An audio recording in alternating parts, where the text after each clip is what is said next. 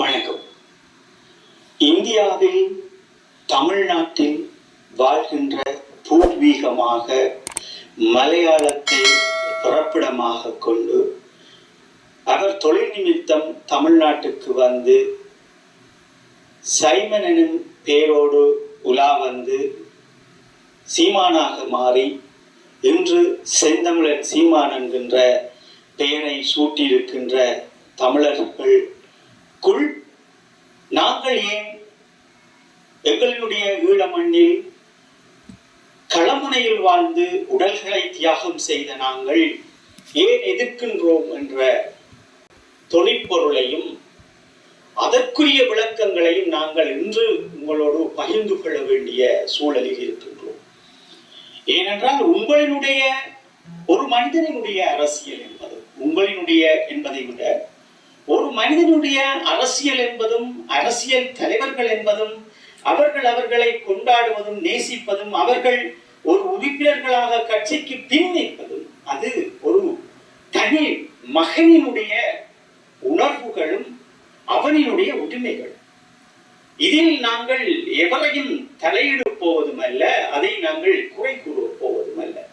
இங்கே ஏன் எங்களை போன்றவர்கள் இவரை ஆதரிக்கவில்லை என்கின்ற விவாதத்தை தான் நாங்கள் இங்கே முன்வைக்கின்றோம். முதலாவது விவாதமாக நாங்கள் வைப்பது சீமான் அவர்கள் வன்னிக்கு வந்த காலங்கள்.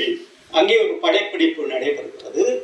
அந்த படைப்பிடிப்பு நடைபெறுகின்ற போது முதலாவது அந்த படப்பிடிப்பு நடைபெறுகின்ற இடமே ஊரியான் பிரதேசத்துக்குத்தான் ஒரு ஏற்பாடு செய்து அந்த ஊரியான் என்கின்ற இடத்தில் தான் நாங்கள் அதற்கு ஏற்பாடு செய்து கொடுக்கின்றோம். இது ஒரு புறம் இருக்கிறது. அந்த இடத்தில் இந்த படப்பிடிப்புகள் நகர்கிறது. ஆனால் இந்த படப்பிடிப்போடு இவர் சம்மதப்பட்டவர்களா அல்லது இவர் சேர்ந்து நின்றவர்களா என்று நீங்கள் பார்த்தீர்கள் என்றால் அந்த படப்பிடிப்பின் போது அந்த படம் வெளியாகின்ற போது இவர்கள் பட பேர் அங்கே போடப்படவில்லை என்பதுதான் உண்மை. அப்ப இவர்கள் எல்லாம் ஏன் வன்னிக்கு வருகிறார்கள் என்றால் அந்த காலகட்டங்களில் வந்தவர்களோடு இவர்களும் வருகின்றார்கள். வருகின்ற போதுதான் இங்கே ஒரு வேலை திட்டங்கள் எப்படி நடைபெறுகிறது என்றால் இந்த மாவீரர் போராளிகள் குடும்பங்களை தவிர்த்து முதியவர்கள் சிறுவர்கள் என்று வன்னி மண்ணில் இருக்கின்ற விடயங்களை நாங்கள் பார்க்க வேண்டும். அந்த நூதனங்களில் பார்க்கின்ற போதுதான் காயமடைந்த போராளிகள், அதே போல் நவமறை கூடத்தில் காயமடைந்த போராளிகள் இருக்கின்றார்கள். இன்னொரு புறமாக முதியோர் இல்லங்களில் எங்களுடைய அம்மா அப்பா அவர்கள் இருக்கின்றார்கள். இங்கே சிறார்களினுடைய செஞ்சோலைகள் என்கின்ற விடயங்கள் எல்லாம் இப்படி இருக்கிறது. அந்த இடங்களுக்கு சேரலாத நபர்களோடு தவா அவர்களோடு ஒரு இடங்களுக்கு அழைக்கப்பட்டு செல்லுகின்றார்கள் இதை பார்வையிடுவதற்காக. இதை பார்க்கின்ற போது கெசட்டும் கொடுக்கின்றார்கள். என்னவென்றால் இந்தியாவில் இருக்கின்றவர்களிடம், உங்கள் தயாரிப்பாளர்களிடம், நடிகைகளிடம், உங்களை சார்ந்தவர்களிடம் இதை கொடுத்து அவர்களுக்குரிய நிதி உதவி, ஏதேனும் ஒரு உதவி, ஒரு கம்ப்யூட்டர் கொடுப்பதா அல்லது ஒரு கைத்தொழிலை பழகுவதற்கு ஏதாவது உபகரணங்களை கொடுப்பதா, அப்படி என்ற விடயங்கள் எல்லாம் ஒரு கலந்து ஆலோசனை செய்யப்பட்டு இது நடக்கிறது. இது எங்களுடைய அரசியல் துறை பொறுப்பாளர் நடேசனாவுடாக இந்த விடயம் நடைபெற்றது. இதற்குள் சகோதரர் சேரலாதன் அவர்களும் நிற்கின்றார்கள். அப்போ நாங்கள் இந்த விடயத்தை பார்க்கின்றோம். எங்களுடைய இறுதி போர்க்காலங்கள் நடைபெறுகின்றது. அந்த காலத்துக்குள் இவர்கள் அந்த கெசட்டை வாங்கி கொண்டு சென்றவர்கள் விடுதலை புலிகளுக்குரிய இந்த சொன்ன விடயங்கள் ஒன்றுமே அவர்கள் செய்தது கிடையாது. அவர்கள் அப்படியே விட்டிருக்கார்கள். இது பல்வேறு இந்தியாவிலிருந்து வந்தவர்களிடம் கையளிக்க பெற்றது. அவர்கள் அதற்கு பிறகு அவர்கள் உங்களுக்கு தெரியும், வன்னிக்கு வந்தால் அவர்களுக்கு அதற்கு பிறகு அவர்கள் ரோவோடு அவர்கள் விசாரணை நடக்கும், அவர்களுடைய இன்டெலிஜென்ஸ் புலனாய்வுத்துறையோடு நடக்கும். அந்த ரோ அவர்களை கையாள்வதும் அப்படியான விடயங்கள் நடக்கும் என்பது உங்கள் எல்லோருக்கும் தெரிந்த விடயம். அப்ப இந்த விடயங்கள் இருக்கின்ற போதுதான் இந்த சீமான் அவர்கள் இந்த இறுதி தருணத்தில் பட்டதாரிகள், மாணவர்கள், பைக்கில் எல்லோரும் சேர்ந்து இந்த இறுதி தருணத்தில் போராடி கொண்டிருக்கின்றார்கள். இந்த போராட்டங்களில் இணைந்து கொண்ட சீமான் அவர்கள் அப்படி அங்கிருந்து வந்த பிறகு அவருடைய படப்பிடிப்புகள், அவருடைய வேலை திட்டங்கள் என்று அவர் போய் கொண்டிருந்தார், அவரோட பகுதியாக. ஆனால் இந்த போராட்டம் இறுகப்படுகின்ற காலங்களில் போராட வேண்டும், உலகத்துக்கு ஒரு எழுச்சியை கொண்டு வர வேண்டும் என்று மக்கள் தீக்குளிக்கின்ற போது இவர்களை அழைத்து இந்த போராட்டங்களை எல்லாம் மேற்கொள்ளுகின்றார்கள். அது அது அவர்களுடைய தமிழ்நாட்டினுடைய திரைப்பட வெளியீட்டு பிரிவாக ஒரு கூட்டங்களை போடுகின்றார்கள். இன்னும் கட்சியாக சேர்ந்து கூட்டங்களை போடுகின்றார்கள். இப்படி ஒரு விடுதலை புலிகளை நேசித்தவர்கள், எங்கள் ஈழ மக்களை நேசித்தவர்கள் என்று மாணவர்கள் எல்லோரும் சேர்ந்து இந்த போராட்டங்களை தமிழ்நாட்டில் நடத்தி கொண்டு உயிர் தியாகங்களை செய்கின்றார்கள். இங்கே இந்த இதுவரை காலமும் அவர்கள் வந்த இந்த 2008 வந்த இவர் குறிப்பிடுகின்ற காலம், இந்த 2 மாத முதல், அதாவது 2008 2ஆம் மாதம், அந்த காலத்துக்கு பிறகு அந்த இறுதி தருணங்கள் வரைக்கும் 2009 இறுதி தருணங்களில் இருந்து இவர்கள் எந்த ஒரு விடயத்தையும் அரசியல் ரீதியாகவோ அல்லது தேசிய தலைவர் பிரபாகரன் அவர்களுடைய சொன்ன விடயங்கள் என்று கூறுவது போல் வேறு எந்த விடயங்களும் இந்த மேடைகளில் பேசியது அல்ல. அது விடுதலை புலிகளும் சுட்டிக்காட்டியதில்லை. இறுதி வரை தமிழீழ புலிகளின் குரல் வானொலியில் வெளியாகிய இறுதி அந்த நொடி பொழுது வரைக்கும் எங்களிடம் ஆதாரம் இருக்கிறது. அங்கே சொல்லப்பட்ட விடயம், இந்தியாவில் தமிழ்நாட்டில் மாணவர்கள், சட்டத்தரணிகள் உட்பட பட இயக்குனர் சீமான் அவர்களும் கைது செய்யப்பட்டிருக்கிறார்கள் என்கின்ற ஒரு இதைத்தான் சமீட்சைகளைத்தான் எங்களுடைய மக்களுக்கும் எங்களுடைய புலிகளின் குரல் ஊடாக நாங்கள் வெளிப்படுத்துகின்றோம். அப்படி வெளிப்படுத்துகின்ற போது இந்த இறுதி தருணத்தை நாங்கள் எட்டி மடிந்தவர்கள், எங்கள் மண்ணோடு விதைந்தவர்கள், சிதைந்தவர்கள் என்று எப்படி நாங்கள் போராளிகள் சிதையுண்டு ஏதோ ஒரு வகையில் சிறை செல்லப்படுகின்றோம். சிறை சென்று 14ஆம் தேதி நான் வருகின்றேன். 2014ஆம் ஆண்டு நாங்கள் வெளியில் வருகின்றோம். இந்த 2014ஆம் ஆண்டு வெளியில் வாழ்ந்த நாங்கள் பார்க்கின்றோம், யாரோ ஒருவர் எல்லா வரலாற்றையும் கையாள பெற்று, யாரோ ஒருவர் தலைவர் என்று சொல்லிக்கொண்டு ஏதேதோ வீடியோக்கள் எல்லாம் போட்டு ஒரு அமைப்பே இதை உருவாக்கியது போன்ற ஒரு விடயத்தை செய்திருக்கின்றார்கள். அப்ப நாங்கள் ஒரு குறிப்பிட்ட போராளிகள் இந்த மண்ணும் மக்களுக்குமாக ஒரு நீண்ட நெடுங்காலம் போராடிய நாங்கள் ஒன்று சேருகின்றோம். சேர்ந்து இதற்கு என்ன முடிவெடுப்பது என்று தொலைபேசி இலக்கங்களை வேண்டி நாங்கள் அதற்குரிய ஏற்பாடுகளை செய்கின்றோம். அவர்கள் அடிக்கின்றவர்கள் அதற்குரிய அந்த பேச்சு மொழிகளிலே அவர்கள் உரையாடாமல் அவர்கள் துண்டித்து விட்டு சென்றார்கள். மீண்டும் நாங்கள் இந்தியாவுக்கு சென்று இதை செய்ய வேண்டும் என்று முடிவெடுக்கின்றோம். அதுவும் நமக்கு சரியான முறையில் அமைந்ததல்ல. ஒரு வேதனைகளோடு போராளிகள் திரும்பி வருகின்றார்கள். சரி, இது ஒரு புறம் இருக்கட்டும். நாங்கள் முடிந்த அளவு எங்களுடைய பிரச்சாரங்களை எங்கள் மத்தியில் எங்களுடைய தேசிய தலைவரையும் எங்களுடைய தியாகங்களை மாவீரர்களுடைய புனிதங்களையும் என்பது மிக கையாளுகிறது, மிக கவனமாக இருங்கள் என்று நாங்கள் சொல்லுகின்றோம். சரி, எந்த இடத்தில் ஈழத்தமிழனை பற்றி பேசிக் கொண்டிருக்கும் ஒரு உத்தமமான ஒரு சீமானை பற்றி இப்படி பேசலாமா என்று கேட்டீர்கள் என்றால், இங்கேதான் நீங்கள் தெளிவுபட சிந்திக்க வேண்டும். யார் தெளிவுபட சிந்திக்க வேண்டும்? தமிழ்நாட்டில் இருக்கின்ற மக்களும் சிந்திக்க வேண்டும். ஈழத்தமிழர்கள் இவரோடு சேர்ந்து நிற்பவர்களும் சிந்திக்கப்பட வேண்டும். எதை முதலில் சிந்திக்க வேண்டும் என்றால், போர் முடிந்தது. 17ஆம் தேதி கைது செய்யப்பட்டு 18ஆம் தேதி எல்லாம் முடிந்ததாக உங்களுக்கு அறிவிக்கின்றார்கள். நாங்கள் 21ஆம் தேதி தான் களமுனையில் இருந்து எங்களை வவுனியாக்கு அழைத்து செல்லுகின்றார்கள். பிறகு அவர்கள் மதுரை கம என்கின்ற இடங்களில் இருக்கின்ற வைத்தியசாலையில் அந்த மாணவர்கள் கல்வியை கேட்பதற்காக எங்களை அங்கே காயப்பட்டு கிடந்தங்களை கொண்டு செல்கிறார்கள். இது வேறொரு விடயம், அதை பற்றி பிறகு பேசுவோம். அப்படி இருக்கும் நாங்கள், இந்த களமுனையோடு ஒட்டியிருந்த நாங்கள் இங்கே இந்த சிறை முடிந்து பார்க்கின்ற போதுதான் எங்களுடைய இந்த புலம்பெயர் தேசங்களில் இருந்த கட்டமைப்புகளும் சரி, ஒரு நிர்வாகத்தை கொண்டு நடத்த வேண்டிய அந்த கட்டமைப்புகள் சிதைக்க பெற்று அவர்கள் சிதை உண்டு புலம்பெயர் தேசங்களில் இருக்கின்றார்கள். அப்ப இங்கே விடுதலை புலிகளினுடைய கட்டமைப்புகளும் அவருடைய அமைப்புகளும் சிதறடிக்கப்பட்டிருக்கிறது. அப்ப இதை யாரோ ஒருவர் கையாளுகின்றார், இவருக்கு பின்னுக்கு யாரோ ஒருவர் இருக்கின்றார் என்ற போதுதான் நாங்கள் மிக தெளிவாக 2014ஆம் ஆண்டு எங்களுடைய மக்கள் போராளிகள் எல்லோருக்கும் நாங்கள் சொல்லிவிட்டோம் என்றால், தமிழ்நாட்டில் சீமான் பேசுவது தமிழ் தேசியம் கிடையாது. எம் இனத்தை சுருக்குவதற்காக உலக புலனாய்வுத்துறையாலும் உலக இராணுவ வல்லவர்களாலும் சீமானை கையாள பெற்று மிக தந்திரமாக உங்களை காய்நகர்த்திக் கொண்டிருக்கிறது. மிக கவனமாக இருங்கள், நாங்கள் எல்லா வகையிலேயும் தோக்கப் போகின்றோம் என்று சொல்லுவோம். அப்ப தோக்க போகின்றோம் என்று சொல்லுகின்ற எங்களுடைய குரல் வலையை நசித்து பிடித்த ஒரு விடயத்தை சொன்னார்கள். சிறையில் இருந்து வரும் நீங்கள் எல்லாம் சிங்களத்தின் கைக்கூலி என்று மௌனமாக வைத்தார்கள். இங்கே என்ன நடந்தது என்று பார்த்தீர்கள் என்றால், வேலை விட்டு புலம்பெயர் தேசத்தில் இருந்து வந்தவர்கள் எல்லோரும் வேலை முடிந்த பின் பொழுது போகாது வந்துட்டு மனைவி சமைத்துக் கொடுக்க கையில் ரிமோட்டை வைத்துக் கொண்டு டிவியை தட்டி சீமானுடைய பேச்சை மட்டும்தான் ரசித்தார்களே தவிர மேடைகளில் பிரபாகரன் அவர்கள் புட்டி சாப்பிட்டார், இடியப்பன் சாப்பிட்டார். You know, this has been the most perfect holiday ever. I don't think I'm ready to go back yet. I don't mind.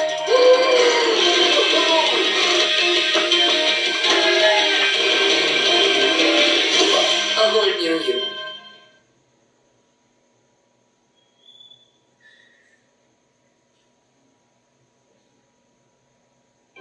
Girls, are you ready? तो तुम सब भी तैयार हो ना? अपना स्टार्टअप चला रही हूँ, साथ घर चला पाऊंगी. Am I ready? सब कहते हैं 22 is too soon, बट मैं तो शादी के लिए तैयार हूँ ना दी. शादी का कोई एक राइट टाइम थोड़ी ना होता है. You feel ready जब तुम दिल से रेडी होगी. मोहित, जब आप तैयार हम तैयार. அங்கே அவர் அதை பிடித்து தந்தார், மானை பிடித்து தந்தார், பொக்கை பிடித்து தந்தார் என்ற விடயங்களை ரசித்துக் கொண்டிருந்தார்களே தவிர ஒரு ஈழத்தினுடைய அடுத்த தலைமுறையினுடைய அரசியலை எப்படி கட்டமைக்க வேண்டும் என்று அவர்கள் எண்ணியவர்கள் அல்ல. அப்ப நாங்கள் என்ன செய்கின்றோம் என்றால், சிறையில் இருந்து வந்த நாங்கள் உயிர் போனாலும் பரவாயில்லை என்பதற்காக உலக தேசங்களில் நாம் சிறையில் இருந்து வந்த போது அவர்கள் சந்திக்கின்ற வேலைகள் எல்லாம் ஒவ்வொரு செய்தியாக இங்கே இருக்கின்ற பாராளுமன்ற உறுப்பினர்களும் நீதி அரசர்கள் ஊடாகவும் நாங்கள் புலம்பெயர் நாடுகளில் இருந்து வருகின்றவர்களை நாங்கள் சந்திக்கின்றோம். அவர்களிடம் ஏதாவது தடயங்களை அனுப்பி போர்க்குற்றங்களுக்குரிய விடயங்களை நாங்கள் கையளித்து வேறொரு வழியாக இந்த போர்க்குற்றங்களை திரட்டி நாங்கள் வேலை செய்து கொண்டிருக்கின்றோம். ஏனென்றால் இந்த இனம் அதையும் தோற்கடிப்பதற்கு இந்தியாவோடு இணைந்து கொண்டு நிற்கின்றார்கள் என்கின்ற ஒரு விடயத்தை உன்னிப்பாக தெரிந்து கொண்டு நாங்கள் குறிப்பிட்டவர்கள் இந்த போர்க்குற்றத்துக்குரிய விடயத்தை எங்கள் உயிரிழவரை செய்ய வேண்டும், கையளிக்க பெற்றவர்கள் என்ற விடயங்கள் நாங்கள் ஓடிக்கொண்டிருந்தோம். ஆனால் புலத்தில் இருந்து பார்த்தால் ஒரு சிலர் இந்த விடயத்தை மிக இறுக்கமாக பிடித்துக் கொண்டு ஐக்கிய நாடுகள் சபைகளுக்குள் செல்வதற்கு முயன்று கொண்டு அதையும் செய்து கொண்டிருந்தார்கள். ஆனால் பெரும்பாலானவர்கள் சீமானின் பேச்சை கேட்டு எம்மவர்களினுடைய அரசியல் தோல்விக்கு வழிவகுத்தார்கள். அப்ப நாங்கள் சொன்னவர்களுக்கு சொல்லுகின்றோம், சீமானவர்களை உருவாக்குவதும் இன்று வைத்திருப்பதும் ரோதான். ஏன் ரோ வைத்திருக்க வேண்டும்? ஒரு 1000 ஏந்தி போராடிய ஒரு ஈழத்தமிழன் சீமானவர்கள் தமிழீழத்தை பெற்று தரப்போகின்றோம், எங்களை ஆட்சி அமையுங்கள் என்று சொல்லுகின்ற விடயமே இவர்களுக்கு உரைத்திருக்க வேண்டும். அரசியல் தெளிவும் ஒரு இனத்தினுடைய அடிப்படை சுதந்திரத்தை இவர்கள் புரிந்திருக்க வேண்டும் ஈழத்தமிழர்கள். அப்ப இவர் சீமான் சொல்லுகின்ற கதைகளை கேட்டு விட்டு நான் படையை உருவாக்குகின்றேன் போறேன் என்று இந்த சினிமா பாணியில் நகைச்சுவையாக இவர்களின் கைதட்டி கொண்டு வீரையும் குடித்துக் கொண்டு அல்கொலையும் குடித்துக் கொண்டு காலத்தை கடத்தியவர்கள் புலம்பெயர் தேசத்தில் எம்மவர்கள். அப்ப இந்த எம்மவர்கள் மத்தியில் எப்படி நாங்கள் இதை கொண்டு போக போகின்றோம் என்று உண்மைகளை கடத்த ஊடகங்களில் எங்கள் குரவலையை நசித்தார்கள். ஒரு புறம் சிறையில் இருந்து வந்த பிறகு சிங்களத்தின் கைக்கூலி என்றார்கள். மீண்டும் இந்த ஊடகங்களில் நாங்கள் பயணிக்கும் போது ஊடகங்களை அடித்து முடக்கினார்கள்.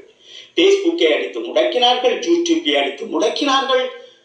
நேரலையில் நாங்கள் வருகின்ற போதும் அதையும் அடித்து முடக்குவதற்கு அவதூறுகளையும் செய்தார்கள். சரி, இது ஒரு புறம் இருக்கட்டும். சீமானவர்கள் ஈழம் என்று பேசுகிறார்கள், நீங்களே இப்படியெல்லாம் இருக்கின்றீர்கள் என்ற விடயத்தை வைக்கின்றார்கள். நான் என்னுடைய இனத்திற்காக நாங்கள் தெளிவாக இருக்கின்றோம். ஒரு விடுதலைக்காக போராடிய இனம் சீமானவர்கள் சொன்ன விடயத்தை கேட்டு மௌனமாக இருந்து எங்களுடைய இனத்தினுடைய அரசியலை இன்று ஒரு நாசம் செய்து வைத்திருப்பதற்கு இதுதான் அடிப்படை காரணம். அன்று நீங்கள் இதையெல்லாம் விட்டு தள்ளிக்கொண்டு எம்முடைய அடுத்த தலைமுறையின் அரசியலை நான் ஒழுங்குபடுத்த வேண்டும், நானே எனக்காக போராட வேண்டும், நானே என்னுடைய போராட்டத்தை உருவாக்க வேண்டும் என்று அரசியல் ரீதியாக நீரோட்டத்தில் இன்று வருகின்றது போல் அன்றும் முயற்சிகள் எடுத்துக்கொண்டு எம்மவரை உங்கள் கைவசம் ஒரு அமைப்புக்கு கீழ் வைத்திருந்தால் இத்தனை துரோகங்கள் நடைபெற்றிருக்க மாட்டாது. அப்ப எம்மவரை தட்டி கேட்பதற்கும் எம்மவருடைய அரசியலை தட்டி கேட்பதற்கும் யாரும் அல்ல. எல்லோரும் மேடை பேச்சுக்களை சீமான் பேசுவதை மணித்தியால கணக்கில் போட்டுவிட்டு இந்தியாவில் இருக்கின்ற யூடியூபாளர்கள் உழைத்து தள்ளினார்கள், சீமானவர்கள் உழைத்து தள்ளினார்கள். இவருக்கு பின் நின்ற ரோவும் இந்திய இன்டெலிஜென்ஸும் உலக இன்டெலிஜென்ஸும் ஸ்ரீலங்கா இன்டெலிஜென்ஸும் நல்ல தெளிவாக ஒவ்வொரு நகர்வை நகர்த்தி கொண்டு தமிழர்களினுடைய அபிலாஷைகளை அடித்து நொறுக்கினார்கள். இந்த அடித்து நொறுக்குகின்ற விடயத்தை தான் நாங்கள் சீமானவர்களை நம்பாதீர்கள், இலங்கையில் சுதந்திரத்தை ஈழத்தமிழர் மீட்க வேண்டும் என்றால் அவன் தனக்குரிய அரசியலை நிறுவ வேண்டும். அந்த அரசியல் ஊடாகத்தான் நாங்கள் எல்லோரும் அடுத்த தலைமுறைக்கு மிக வலுவான ஒரு விடயத்தை கட்டமைப்பை உருவாக்க முடியும் என்று தேசிய தலைவர் அவர்கள் கற்றுத்தந்தது. மாவீரர்கள் இந்த மண்ணில் மடிந்த விடயங்களையும் சொல்லிக்கொண்டே இருந்தோம். அப்ப இதையெல்லாம் நீங்கள் செவிமடுக்காது சீமானவர்கள் தமிழீழத்தை பெற்றுத் தருவார் என்று சொல்லுகின்ற விடயங்களை ஏற்றுக்கொண்டு சீமானவர்கள் சொன்ன பொய்கள் அத்தனையும் நம்பிக்கொண்டு அல்லது நம்பாமலும் தேசிய தலைவர் படங்களை வைத்திருக்கின்றார் என்று தீர்த்துகின்ற ஒரு குறிப்பிட்ட சமூகமும் மக்கள் மண்ணில் இருக்கின்றார்கள். கேட்டால் ஒரு விடயம் சொல்லுகின்றார்கள், இந்தியாவில் மூளை முடுக்கெல்லாம் தேசிய தலைவரின் படங்களை சீமானவர்கள் தான் கொண்டு போனார்கள் என்று. அப்ப இதை யார் சொல்லுகின்றார்கள் என்றால் உண்மையிலேயே இது சொல்லுகின்றது ஏன் இந்த இப்படி ஒரு கதையை உருவாக்குகின்றார்கள் என்றால் எங்களுடைய மறவர்களுடைய தியாகங்கள். இங்கே 40,000க்கு மேற்பட்ட ஒவ்வொரு வீரர்களும் அதில் ஒரு பெண் போராளியாக இருந்தாலும் சரி, ஒரு ஆண் போராளியாக இருந்தாலும் சரி, இரண்டு தரப்பினரும் தன் மண்ணுக்காக கொடுத்த உயிர் விலைகளை மறைப்பதற்காக சீமானவர்கள் தான் தேசிய தலைவரின் படத்தையும் இந்தியாவில் கொண்டு வந்தார், உலகம் எல்லாம் காட்டினார் என்று தீர்த்திக் கொண்டிருக்கின்றார்கள். தேசிய தலைவர் பிரபாகரன் அவர்கள் யார் என்பதை ஒவ்வொரு மாவீரர்களும் மடிகின்றதும் ஒவ்வொரு களமுனை சாதனைகளிலும் உலகத்திற்கு நிரூபித்தவர்கள் எங்களுடைய மாவீரர்கள். அப்ப நாங்கள் இதையும் உடைத்து சொல்லுகின்றோம் என்னவென்றால், நீங்கள் உங்கள் குடும்பத்தில் எந்த மாவீரரும் இல்லாத நீங்களும் வேறு அமைப்பில் இருந்த இயக்கத்தில் தமிழீழ விடுதலை புலிகளால் தண்டனை பெற்ற நீங்களும் விடுதலை புலிகளில் ஏதோ ஒரு வகையில் ஓடி வந்த நீங்களும் விடுதலை புலிகளுக்கு துரோகம் செய்த நீங்களும் இந்த மாவீரர்களை சுத்திகரிப்பு செய்கின்றீர்கள் சீமானவர்களை வைத்து என்று அன்றை சுட்டி காட்டினோம். அப்ப உடனே எல்லோரும் கொதிக்கிறார்கள் தமிழர்கள். இல்லை, சீமானவர்கள் ஈழத்துக்காக கத்திக் கொண்டிருக்கிறார் என்றால் ஈழத்துக்காக அவர் இதுவரை செய்த தியாகங்கள் என்ன? தேசிய தலைவர் அவர்களின் படங்களை வைத்துக் கொண்டு தனக்கு ஒரு அரசியலில் ஒரு அனாதையாக இருக்கின்ற தமிழ்நாட்டில் அந்த அனாதைக்கு ஒரு உரித்துடைய தேசிய தலைவரையும் மாவீரர்களையும் தமிழ விடுதலை புலிகளையும் கையாண்டு இருப்பதை யோசிக்க தவறிய ஈழத்தமிழர்கள் தான் இன்று அரசியலில் தோற்று நிற்கின்றார்கள். அப்ப நாங்கள் இதில் தெளிவாக இருக்க வேண்டும். எமது மாவீரர்களை காப்பாற்ற வேண்டும். எமது தேசிய தலைவர் அவர்கள் யார் என்பதை உலகிற்கு பறைசாற்றிய மாவீரர்கள் இருக்கும் வரை இவர்கள் எல்லாம் யார்? தேசிய தலைவர் ஒரு சினிமா பிரியராக காட்டியதும், தேசிய தலைவர் அவர்களை ஒரு சாப்பாட்டு பிரியராக காட்டியதும், அதுக்கு போராளிகள் துணை நிற்பதும் என்று இது ஒரு அலங்கோலம் ஒன்று தமிழர்கள் மத்தியில் அரங்கேறிக் கொண்டிருந்தது.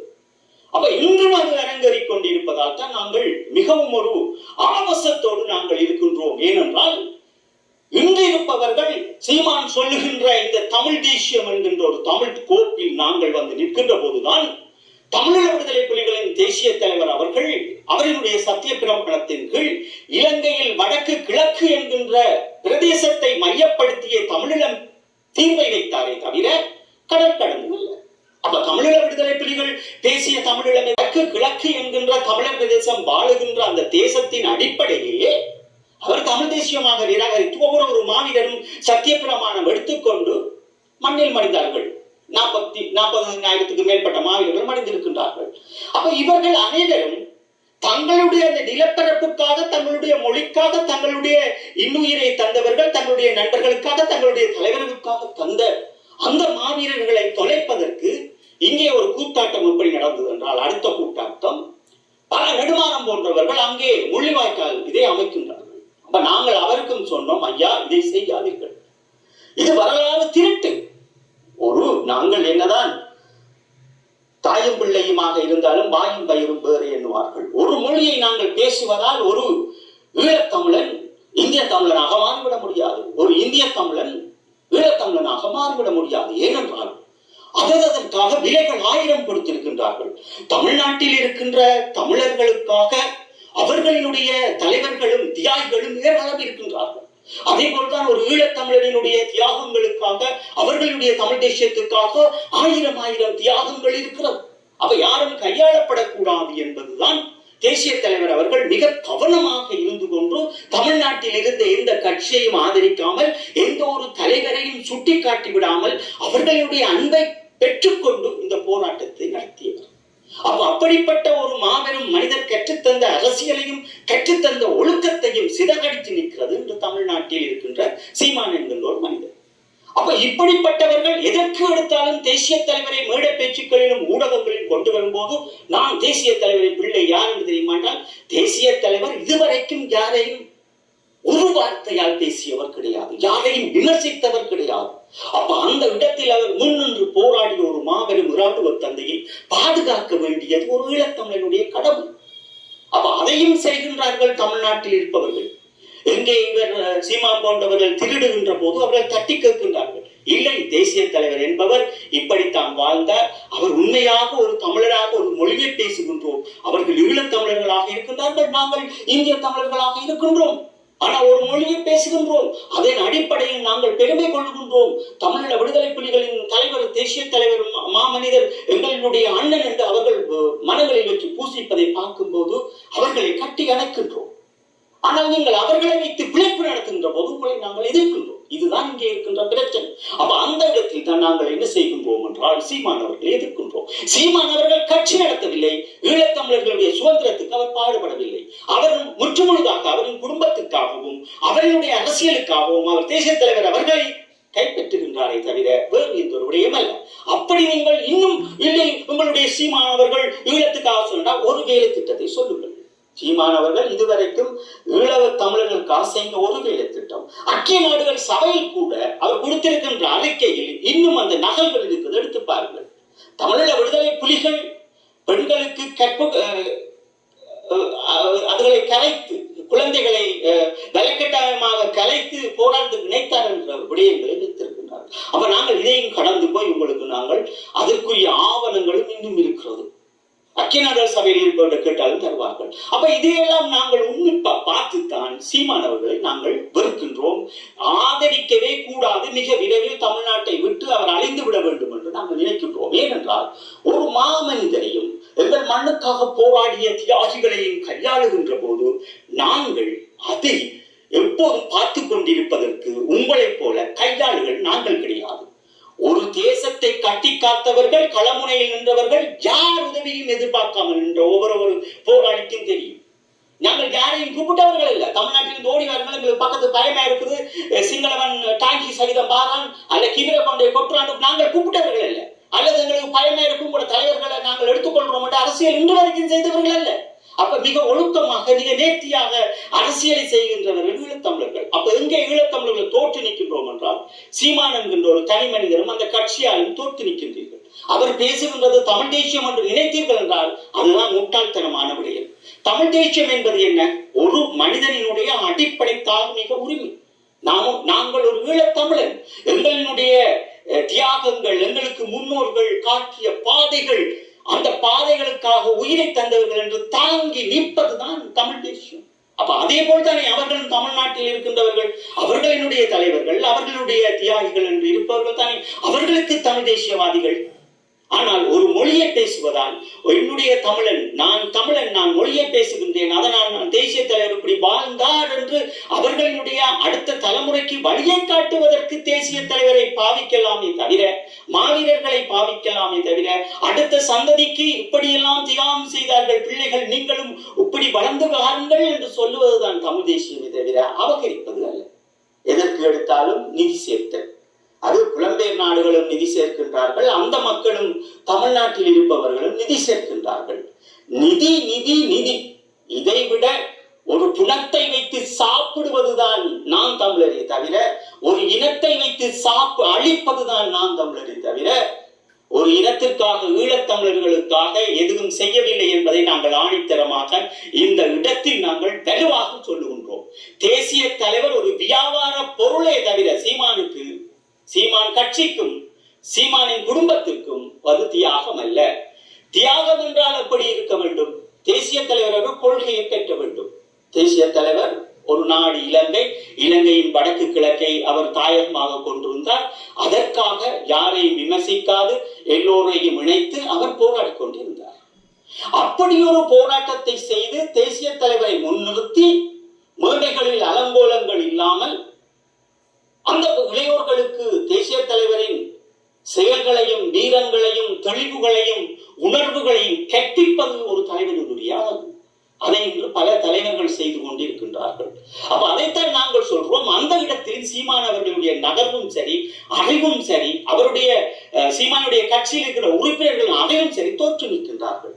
கேட்டால் நாங்கள் புலிகள், தேசிய தலைவரின் பிள்ளைகள் என்கிறார்கள். இவர்களுக்கு என்ன அருகதை இருக்கிறது?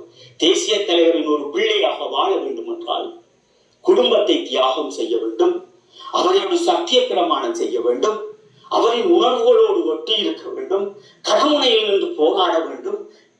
அப்படியும் அல்ல ஒரு போராளியாக வருவது, போராட்டம் முடிந்தது, நாங்கள் தேசிய தலைவரை எடுத்து நிற்கின்றோம், ஒரு தமிழரினுடைய தலைவரை என்று நினைப்பவர்களும் அதை பின்பற்ற வேண்டும்.